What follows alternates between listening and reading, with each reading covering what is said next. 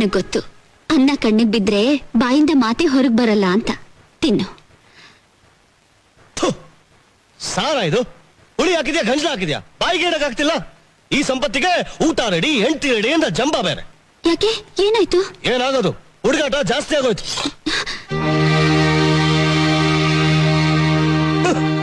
ಹೆಸರು ಬೇರೆ ಕೇಳು, ಸೀತಾರಾಮು. ತೋಟದಾಗ ಹೆಸರು ಮಾಡಕ್ ಬರ್ತೈತೆ, ಸಾರ್ ಮಾಡಕ್ ಬರಕ್ಕಿಲ್ಲ.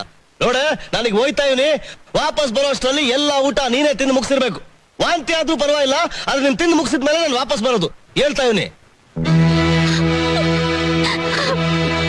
ಏನಪ್ಪಾ, ಮೊದ್ಲೇ ಅವಳು ಬಸ್ರಿ ಹೆಂಗ್ಸು, ಕೈನಲ್ಲಿ ಕಾಸು ಇಲ್ದೇ ಇರೋವಾಗ ಇರೋದ್ರಲ್ಲಿ ಏನೋ ಕಷ್ಟಪಟ್ಟು ಮಾಡಿ ಹಾಕ್ತಿದ್ದಾಳೆ.